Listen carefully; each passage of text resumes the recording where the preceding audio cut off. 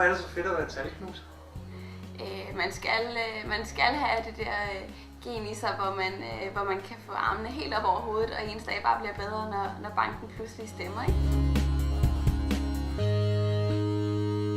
Så det er ikke så meget det der med at sidde inde på kontoret og sidde og lave regnskaber og sådan noget. Det er mere det, der ligger bag ved regnskaberne. Ja. Og få formidlet budskabet fra regnskabet til dem, der sidder ude i virksomheden. Hvor længe har du været her hos Christian Fod?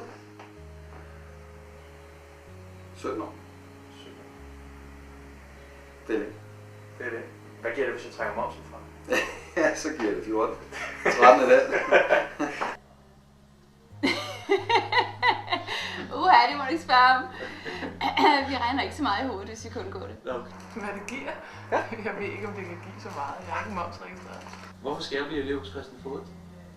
Det skal du, fordi vi har et super godt sammenhold herinde. Og fordi vi også, i og med at vi er så lille en virksomhed, vi er kun de her knap 50 medarbejdere, så får man lov at lave alt. Har du en kugleramme siden ting? Nej, men der står en derhenne. Hvad vil du helst være, da du var 8?